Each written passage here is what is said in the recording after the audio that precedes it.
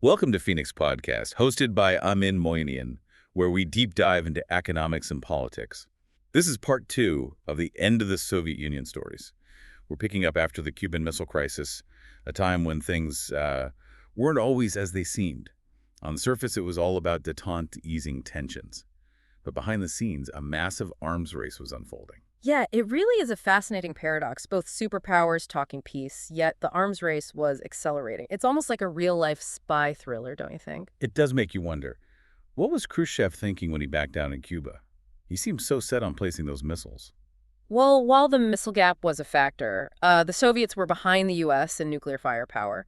Khrushchev's decision was more about fear. He knew a U.S. invasion of Cuba was a real possibility, and risking nuclear war wasn't an option. He understood the limitations of the Soviet Navy compared to the U.S. It's hard to fathom the weight of that decision, the fate of the world resting on his shoulders. Absolutely.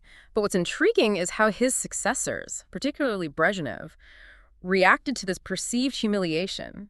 Instead of Khrushchev's bombastic style, they went for a quieter, more strategic approach. Brezhnev, the master chess player, what was his strategy? Well, a pivotal moment was the secret 1969 Yalta meeting. The Soviets laid out an ambitious 15-year plan to become a true global superpower, including a massive expansion of their navy. So they were using détente as a smokescreen while they built up their military? Now, it's not that simple. Remember, the U.S. was deeply entangled in the Vietnam War.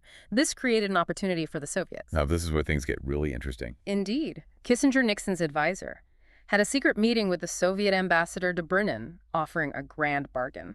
The Soviets would help the U.S. exit Vietnam gracefully in exchange for concessions on arms control, trade, and a blind eye to Soviet activities in Eastern Europe. Talk about a high-stakes poker game. Did the Soviets take the deal? They did. And it was a brilliant move for them. It allowed them to expand their influence, access Western resources, all while the U.S. was preoccupied with Vietnam. But the irony is the U.S. ultimately failed to achieve its goals in Vietnam despite the bargain. That's the thing about détente. It wasn't just about easing tensions. It was a period of intense strategic maneuvering, with the Soviets often outmaneuvering the U.S. And then there's SALT I, the strategic arms limitation talks. On the surface, it looked like progress towards disarmament. But was it? The Soviets were quite clever with SALT I. They used it to achieve strategic parity with the U.S., essentially being acknowledged as equals in nuclear weapons. And they also bought valuable time to continue their military buildup. So if SALT I was supposed to limit arms, how did the Soviets use it to their advantage? Well, the treaty limited the number of intercontinental ballistic missiles, ICBMs, and submarine-launched ballistic missiles, SLBMs. Each side could have, but the details are important. While the U.S. agreed to cap its ICBMs at 710, the Soviets were allowed 2,358. And when it came to missile submarines, the U.S. was limited to 44 compared to the Soviets' 62. So even though it was called a limitation treaty, it allowed the Soviets to have more missiles than the U.S. Seems like a win for them. Exactly. It solidified their strategic position and gave them the breathing room to continue their military expansion. And they capitalized on this opportunity in the post-Vietnam world. Where did they focus their efforts? Angola was a major one.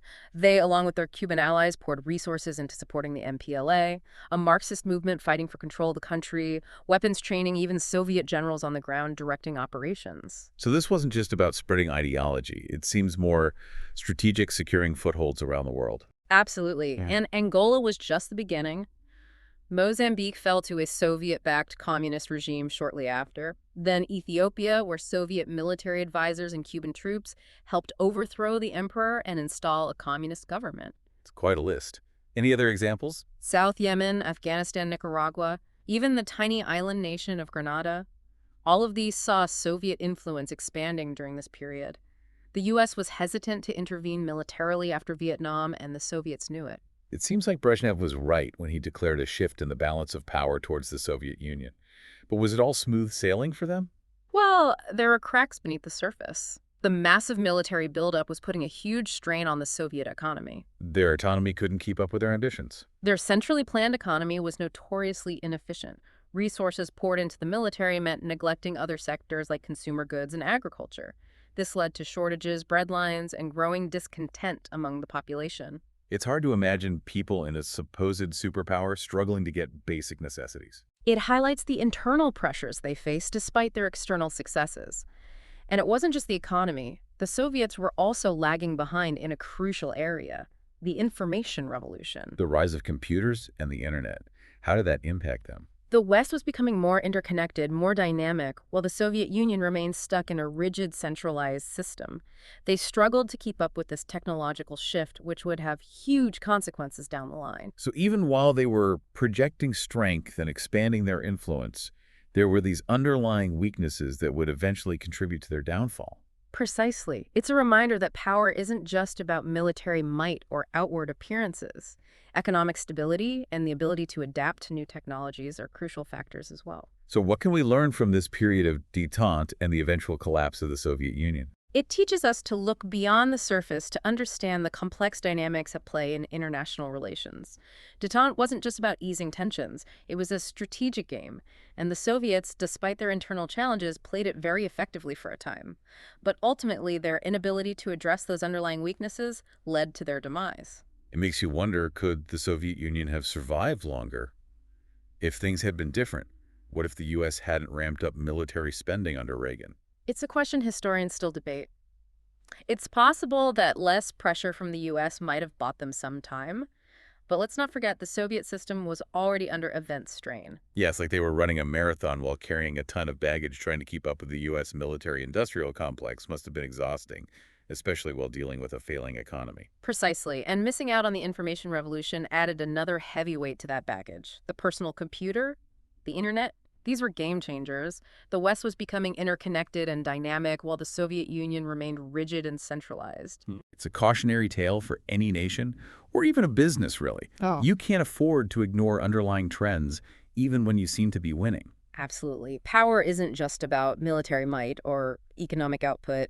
Adaptability, innovation, and harnessing new technologies are crucial for long-term survival. So what are some of the biggest takeaways from all of this, especially for us today? Well, I think the key takeaway is the importance of continuous learning. Adapting and evolving the world is changing faster than ever before, and those who fail to keep up will be left behind. This doesn't just apply to nations, does it? Businesses, organizations, individuals, we all need to anticipate change and position ourselves for the future. Exactly. The Soviet Union's collapse wasn't inevitable, but it was the result of choices and failures to adapt. We can all learn from their mistakes and strive to be more agile, more innovative, and more responsive to the challenges and opportunities that lie ahead. Well, folks, there you have it, a deep dive into a pivotal period in history that continues to shape our world today. We've seen how appearances can be deceiving, how strategic maneuvering plays out even in seemingly peaceful times, and how even in moments of triumph, the seeds of decline can be sown. A lot to think about, wouldn't you say?